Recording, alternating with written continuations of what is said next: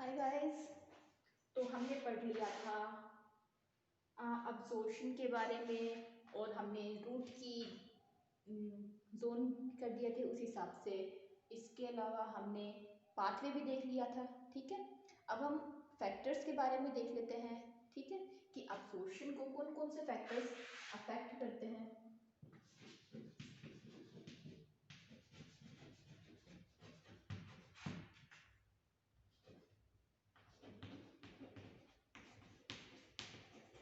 ठीक है,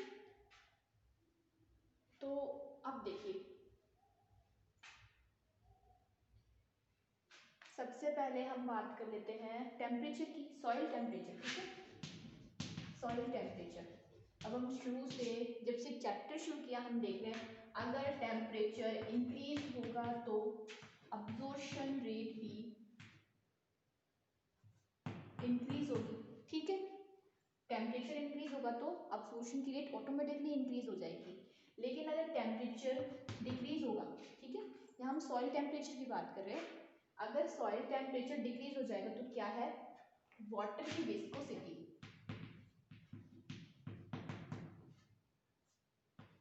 viscosity water की वो हाई हो जाएगी। और अगर वाटर की विस्कोसिटी हाई हुई तो रूट को उसे अब्जॉर्ब करने में दिक्कत आने लगेगी और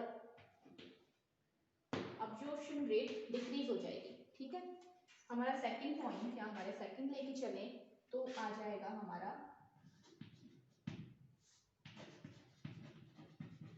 एरिएशन ऑफ सॉइल, यानी सॉइल में वायु की मात्रा कितनी है। इसमें हम CO2 और O2 की बात करेंगे। अगर सॉइल में O2 अधिक है, CO2 की क्वांटिटी कम है तो अब्जॉर्प्शन रेट इंक्रीज हो जाएगी। ठीक है, और इसके जस्ट उल्टा अगर O2 भी कम है, CO2 ज़्यादा है तो अब्जॉर्प्शन रेट डिक्रीज हो जाएगी, क्योंकि CO2 के कारण सॉइल हो जाएगी एसिडिक। ठीक है, सॉइल का नेचर हो जाएगा एसिडिक, और सॉइल नेचर एसिडिक होने के कारण क्या होगा, जो वाटर है वो रूट हेयर से सॉइल में मूव करने लगेगा। ठीक है, एसिडिक होने की वजह से क्या होगा, सॉइल वाटर का जो फ्लो है वो रूट हेयर से सॉइल में आ जाएगा और अब्जॉर्प्शन की रेट है वो डिक्रीज हो जाएगी। ठीक, अब हमारा जो तीसरा पॉइंट है वो सॉइल में सॉल्ट कंसंट्रेशन है। सॉइल में सॉल्ट कंसंट्रेशन, अब देखिए अगर सॉइल में सॉल्ट कंसंट्रेशन इंक्रीज होगा तो क्या होगा, अब्जॉर्प्शन की रेट डिक्रीज हो जाएगी, क्योंकि सॉइल में वाटर के साथ साथ बहुत सारे सॉल्ट भी प्रेजेंट होते हैं। अगर हम इसको सॉल्यूशन मान के चलें सॉइल में, तो अगर किसी सॉल्यूशन में सॉइल में कंसंट्रेशन इंक्रीज होगी तो क्या है, सॉइल में सॉल्ट प्लस वाटर होता है तो इसे हम सॉल्यूशन कह सकते हैं। अब किसी भी सॉल्यूशन की कंसंट्रेशन इंक्रीज हो जाती है तो उसमें क्या होती है, वाटर की कंसंट्रेशन डिक्रीज हो जाएगी। सो वाटर का फ्लो कैसे होएगा, रूट हेयर से सॉइल में आने लग जाएगा वाटर, क्योंकि यहाँ पर सॉल्ट की कंसंट्रेशन इंक्रीज होने के कारण या सॉइल का ओपी का जो मान है, सॉइल में ओपी का मान इंक्रीज हो जाएगा और water flow root hair to soil हो जाएगा। ठीक है, इसके बाद अगर हम बात करें तो हमारा जो नेक्स्ट है वो सॉइल टाइप हो जाएगा point, soil type. Soil type में आप जानते हैं मिट्टी का फर्क तो पड़ेगा, जैसे कि हम अगर क्ले सॉइल लें तो क्ले सॉइल में क्या है, अब्जॉर्प्शन की रेट कम हो जाती है। क्ले सॉइल में क्या होगा, अब्जॉर्प्शन की रेट डिक्रीज होती है। वहीं हम सैंडी सॉइल की बात करें, सैंडी सॉइल की, तो इसमें अब्जॉर्प्शन की रेट हाई हो जाती है। तो ये हमारे कुछ सॉइल से रिलेटेड फैक्टर है जो अब्जॉर्प्शन को इफेक्टेड करते हैं। ठीक है, इसके बाद हम अगर बात करें तो हमारा नेक्स्ट टॉपिक या हमारा नेक्स्ट जो है वो है असेंट ऑफ शेप, यानी रसारोहण।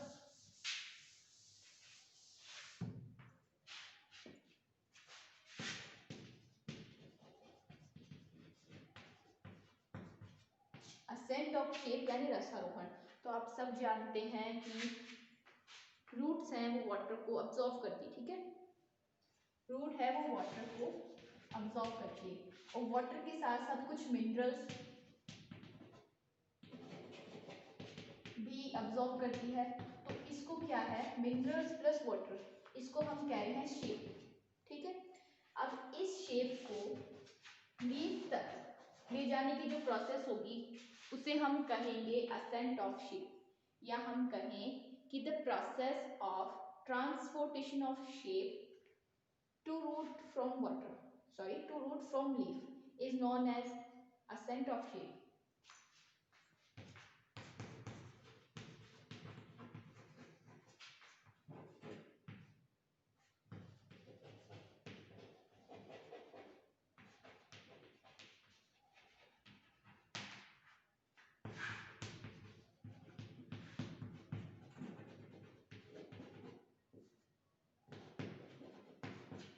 Is known as ascent of shape. अब हम तो ये जानते हैं कि ascent of shape का जो पाथवे है या इसको ले जाने का काम करता है जाइलम, ठीक है, लेकिन पहले तो नहीं पता था कि जाइलम ये काम करता है। तो देखिए इसमें एक और पॉइंट है कि असेंट ऑफ शेप यानी रूट से लीफ तक वाटर या शेप को ले जाने के लिए 10 atm प्रेशर असेंशियल है। अगर प्रेशर 10 atm से कम हो जाता है तो असेंट ऑफ शेप की प्रोसेस नहीं होगी। तो असेंट ऑफ शेप की प्रोसेस के लिए 10 atm प्रेशर असेंशियल है। तो हम बात कर रहे थे पाथवे के बारे में। तो देखिए हम तो जानते हैं कि ये जो ट्रांसपोर्टेशन का जो काम है या फिर ये जो रूट से लीफ के बीच में जो जाइलम है ये बस की तरह काम करता है। ये क्या है, यहाँ रूट से सवारी बिठाता है और लीफ तक जाके छोड़ के आता है। ठीक है, तो पहले हमें पता है, लेकिन पहले नहीं पता था कि ये जो काम है वो जाइलम करता है। तो कुछ एक्सपेरिमेंट्स हुए हैं ये पता लगाने के लिए ये मूवमेंट का पाथ कौन सा है या असेंट ऑफ शेप का पाथ कौन सा है। तो इसके लिए दो एक्सपेरिमेंट हुए हैं। फर्स्ट एक्सपेरिमेंट है रिंग, ठीक है, अभी रिंग एक्सपेरिमेंट है वो मेल पिगी ने किया, मेल पिगी ने, ठीक है। अब इन्होंने क्या किया है, इन्होंने एक पेड़ लिया, एक पौधा लिया, उससे क्या किया है, पानी में डाल दिया, ठीक है। अब आप सब जानते हो आपकी बहन कितने सुंदर चित्र बनाती है, ठीक है, कोई हंसना मत मेरे इस डायग्राम पर ना, आप लोग सुंदर सुंदर बनाते हो तो आप लोग सुंदर सुंदर बना लेना। तो ये हमारा एक बर्तन है, एक बीकर है, इन्होंने एक्सपेरिमेंट किया है, ठीक है। तो ये इनका बीकर और बर्तन है। तो इन्होंने क्या किया, एक पौधा लिया, उसको क्या है पानी में लगा दिया,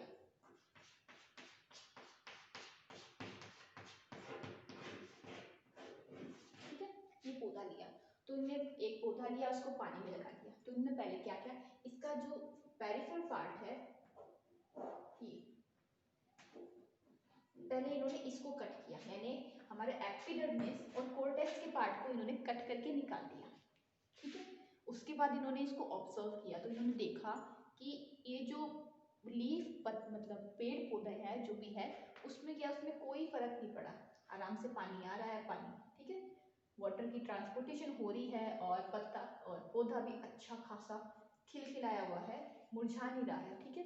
फिर इन्होंने क्या किया, दूसरा पौधा लिया, उसको भी डाल दिया पानी में, ये हमारा पानी है, ठीक है। इन्होंने क्या किया, दूसरा पौधा लिया, उसके पेरिफेरल पार्ट को ना निकाल के उसके सेंटर के पार्ट को निकाल दिया, सेंटर के पार्ट में एक रिंग का फॉर्मेशन कर दिया, यानी उन्होंने पेरिसाइकिल वाला पार्ट निकाल दिया, ठीक है, एक रिंग का फॉर्मेशन कर दिया बीच में। उसके बाद इन्होंने ऑब्जर्व किया तो देखा कि पौधा धीरे धीरे मुरझा रहा है। तो इन्होंने ये बताया कि असेंट ऑफ शेप में ट्रांसपोर्टेशन का काम है ये मिडल पार्ट करता है, पेरिसाइकिल वाला पार्ट करता है, ठीक है। पेरिसाइकिल वाला पार्ट क्या करता है, ट्रांसपोर्टेशन का काम करता है। तो इन्होंने तो मेल पिगी ने बताया ये। फिर एक दूसरे साइंटिस्ट हुए, इन्होंने क्या किया, स्टेन, सेकंड साइंटिस्ट है हमारे स्टेन, तो इन्होंने क्या किया, बालसम, ये प्लांट का नाम है, इन्होंने इस पे एक्सपेरिमेंट किया। तो तो इन्होंने क्या किया, इस बालसम के प्लांट की एक टहनी ली, एक ट्विंग ली और उसको क्या किया, ईओसी में डाल दिया। ठीक है, अब ये जो हमारा है इसमें है ईओसी,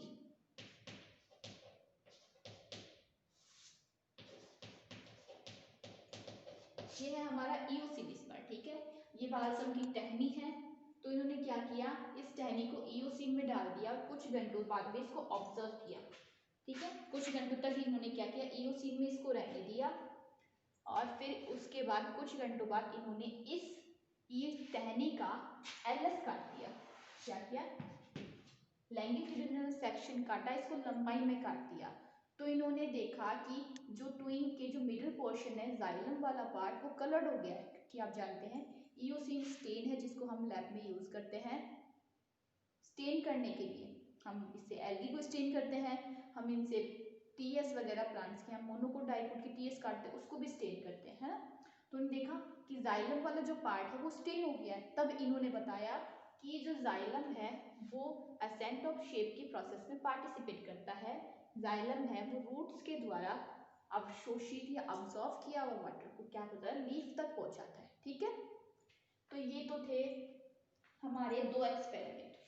उसके बाद क्या हुआ कि ये जो असेंट ऑफ शेप है ना, इसकी प्रोसेस को समझाने के लिए क्या हुआ, मतलब ये तो इसकी मतलब पाथवे हो गया, मूवमेंट ऑफ पाथवे हो गया। अब उसके बाद क्या है, असेंट ऑफ शेप को समझाने के लिए कुछ थ्योरीज दी गई। उन थ्योरीज में से कुछ थ्योरीज है वो मान्य हो गई, कुछ नहीं मानी गई। तो हम अब उस थ्योरीज की बात करते हैं। ठीक है, तो हम अगर देखिए, सबसे पहले अगर हम थ्योरीज की बात करें तो ये माना गया कि जो असेंट ऑफ शेप है ये है सिर्फ लिविंग सेल्स में होता है, नॉन लिविंग सेल्स में नहीं होता। ठीक है, लेकिन फिर एक नए साइंटिस्ट आए, उन्होंने कहा नहीं नहीं, ये लिविंग सेल्स में नहीं, ये नॉन लिविंग सेल्स में भी होता है, बस उसके लिए कुछ फिजिकल फोर्सेस की जरूरत होती है। अगर वो फिजिकल फोर्सेस अप्लाई होते हैं तो क्या है, नॉन लिविंग सेल्स में भी असेंट ऑफ शेप की प्रोसेस होगी। ठीक है, फिर उस फोर्सेस पे भी दो मतलब थ्योरीज आई, लेकिन वो थ्योरीज क्या है, मानी नहीं गई। ठीक है, तो अभी हम देखते हैं theories on ascent of shape.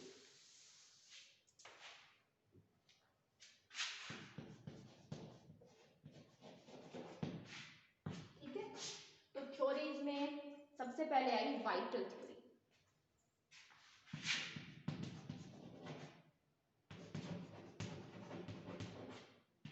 Vital theory, तो इस थ्योरी के अकॉर्डिंग असेंट ऑफ शेप की जो प्रोसेस है वो सिर्फ लिविंग सेल्स में होती है।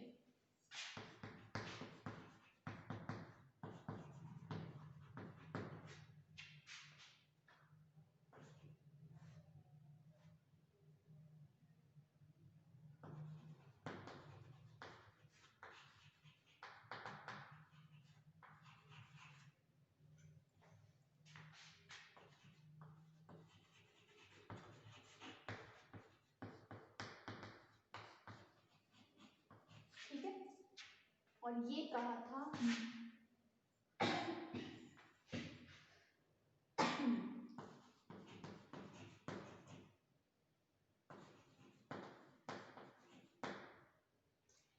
ये कहा था गोल्डविस्की ने कि जो असेंट ऑफ शेप की प्रोसेस होती है सिर्फ लिविंग सेल्स में होती है। फिर एक नए साइंटिस्ट आए, स्ट्रॉसबर्ग। ठीक है, अब इस स्ट्रॉसबर्ग हैं, इन्होंने कहा कि असेंट ऑफ शेप की प्रोसेस लिविंग सेल्स में नहीं, नॉन लिविंग सेल्स या डेड सेल्स में भी होती है।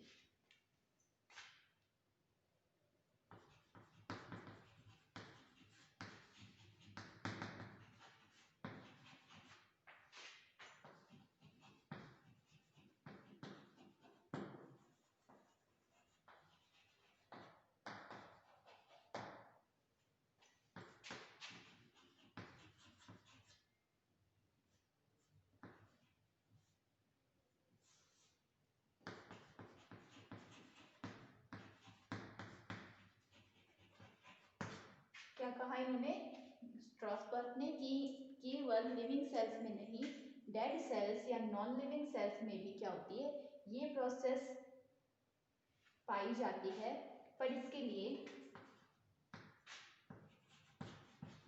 for this some physical forces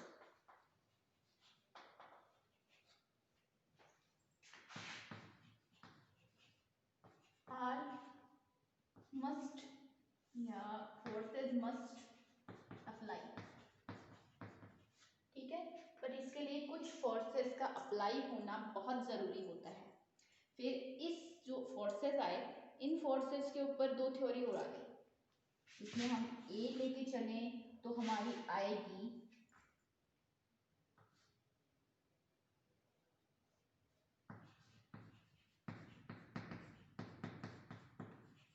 इम्बिबिशनल theory, ठीक है, या इम्बिबिशनल फोर्स थ्योरी, और हमारी जो बी आएगी वो आएगी कैपिलरी थ्योरी, ठीक है। तो अब देखिए इन्होंने कहा कि ये लिविंग सेल्स में नहीं, लिविंग सेल्स के साथ साथ डेड सेल्स में भी होंगी, और उसके लिए कुछ फोर्सेस का अप्लाई होना जरूरी है। तो फिर उन फोर्सेस के ऊपर दो थ्योरी आ गई कि एक इम्बिबिशनल थ्योरी। अब इस इम्बिबिशनल थ्योरी ये कहती है कि जाइलम की इनर वॉल के अंदर एक फोर्स अप्लाई होता है, इम्बिबिशन फोर्स अप्लाई होता है, और उस फोर्स के कारण क्या होता है, असेंट ऑफ शेप की प्रोसेस होती है, ठीक है।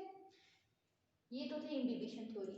अब कैपिलरी थ्योरी ये कहती है कि जो जाइलम की जो वेसल्स होती हैं वो कांच की नली की तरह होती है, ठीक है, जिसका जो ऊपर का सिरा है वो खुला होता है, और वो उनके कारण कैपिलरी एक्शन होता है और असेंट ऑफ शेप की प्रोसेस होती है।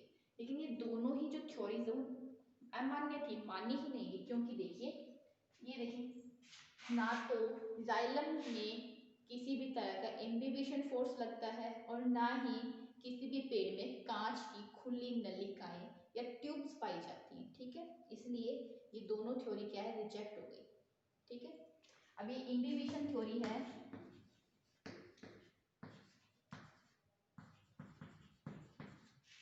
अंगर और स्केस ने दी थी imbibition theory.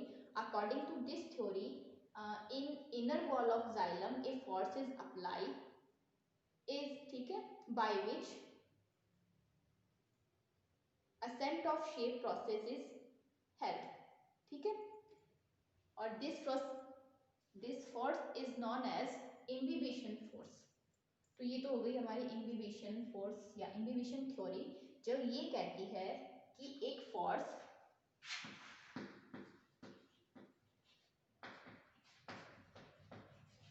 a special type of force applied in inner wall of xylem by which ascent of shape process is held.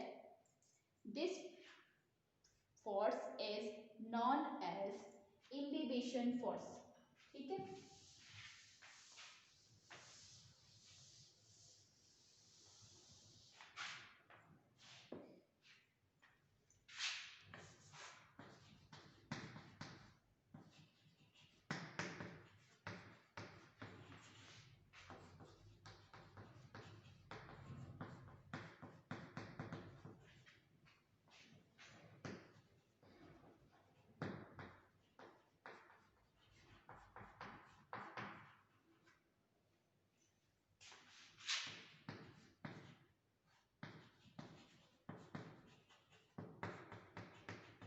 This process यानी असेंट ऑफ शेप,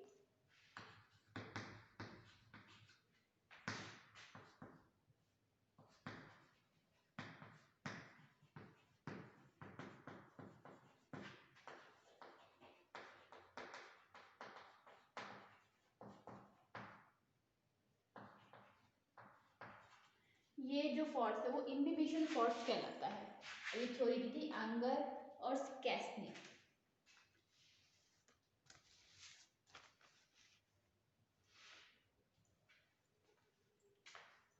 में, ठीक है। फिर अब हम दूसरी थ्योरी की बात कर लेते हैं। ये थ्योरी के अकॉर्डिंग क्या है,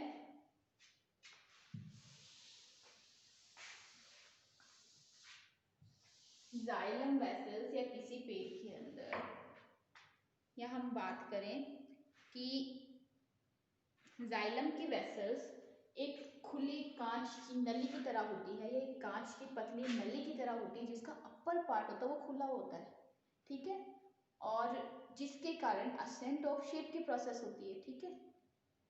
तो ये भी देख लेते हैं, है ना।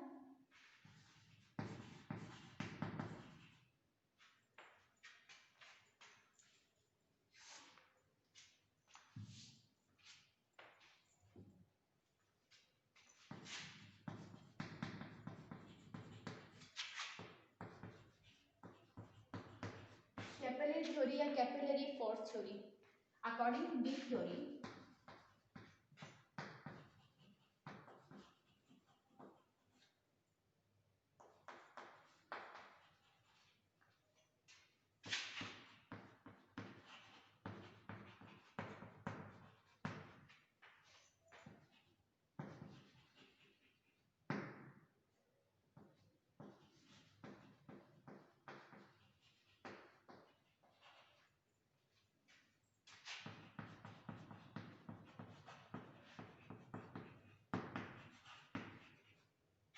इस थ्योरी के अकॉर्डिंग जाइलम वेसल्स है वो पतली कांच की नली की तरह होती है या कैपिलरी ट्यूब्स की तरह होती है।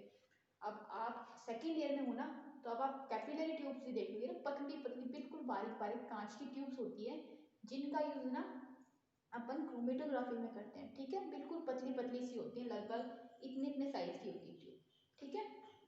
हम ये प्रैक्टिकल्स में देखेंगे। और इन ट्यूब्स के कारण क्या होता है, असेंट ऑफ शेप की प्रोसेस होती है।